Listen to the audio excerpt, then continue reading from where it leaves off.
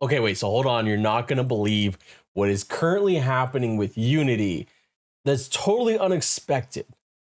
They're starting to walk things back. The backlash to Unity is starting to take root, and they're starting to backpedal a little bit. Totally, completely, and utterly avoidable backlash, mind you, if they had just done the exact thing that they're currently saying they're doing before doing it.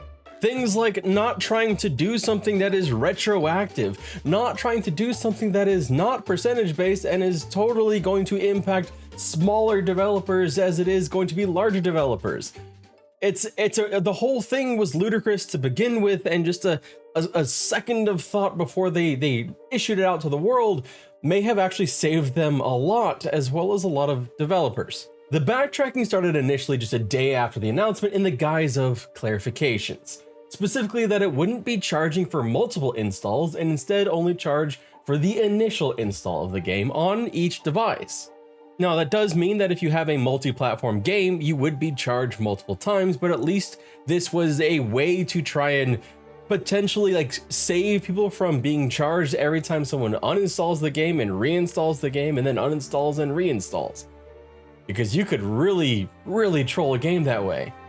They also went on to add that they wouldn't charge for installs on small-scale demos, charity items, or Game Pass-esque fees. This doesn't include early access, which would get an install fee. They tried to justify this with a figure stating that only 10% of teams would be impacted by the install fees.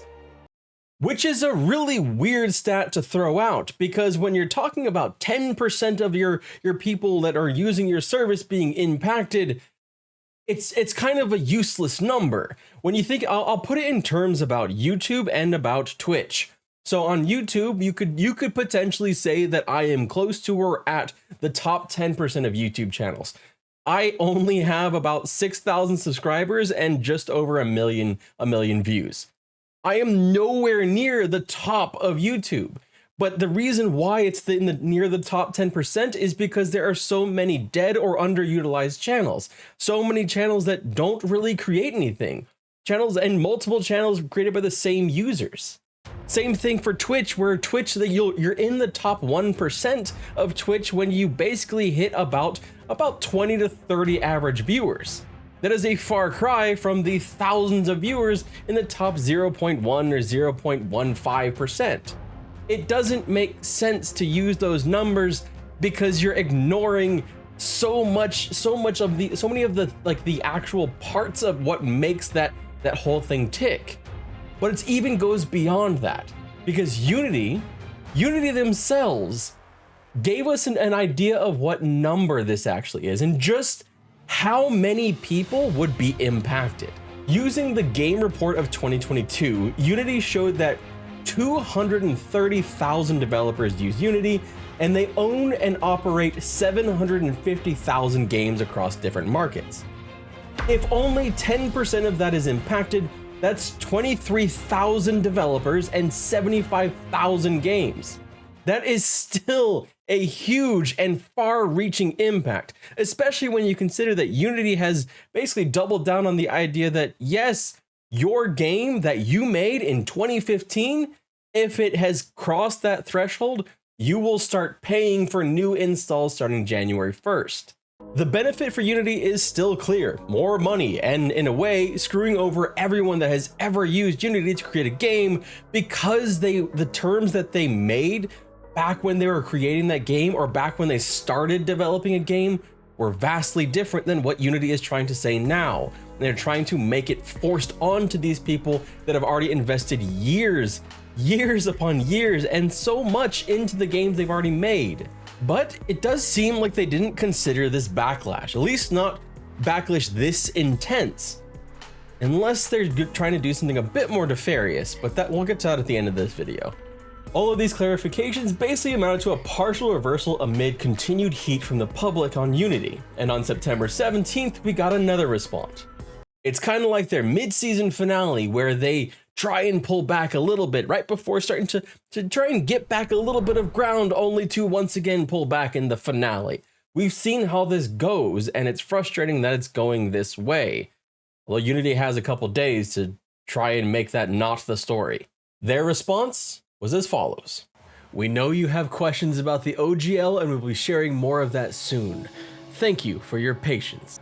Oh shit, wait, that's not the right one. Hang on, it's this one. This is the one. We have heard you.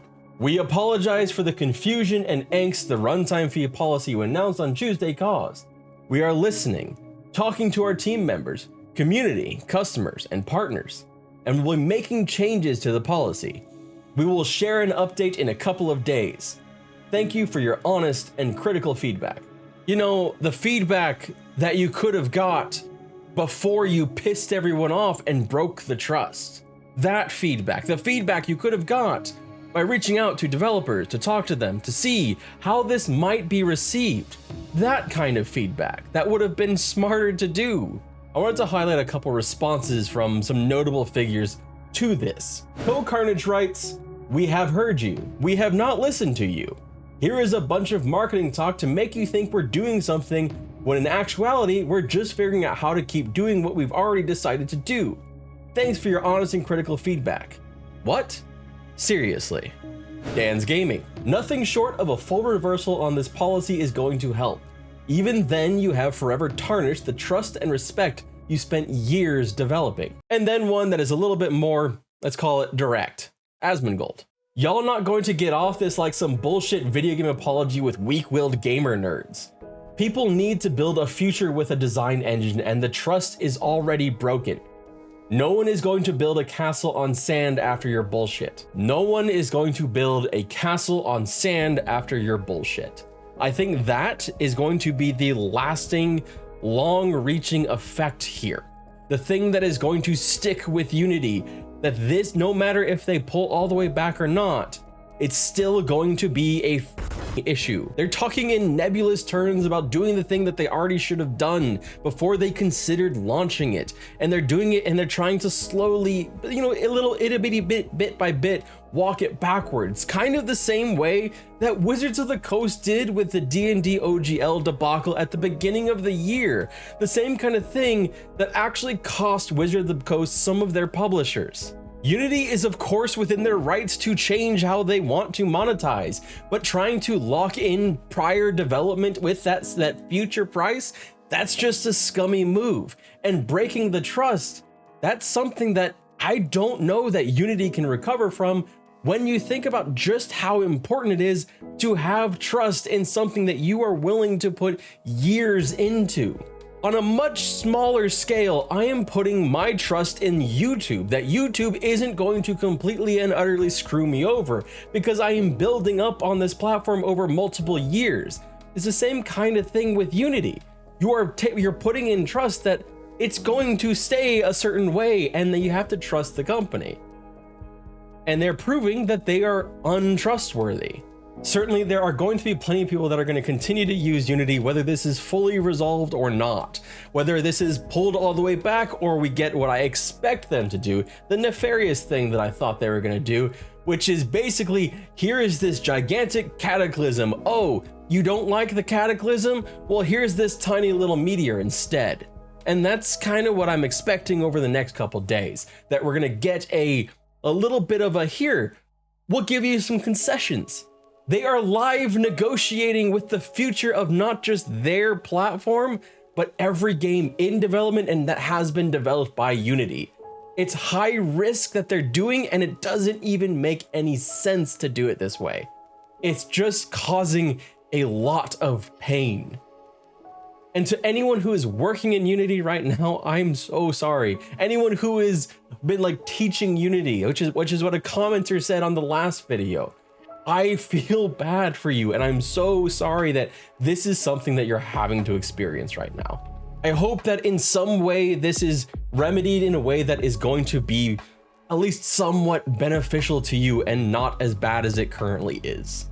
If you don't know everything I'm talking about, I covered it in a much longer and more in-depth video with more numbers and everything like that, and right over here, if you really want to learn what Unity is actually doing and why people are so upset.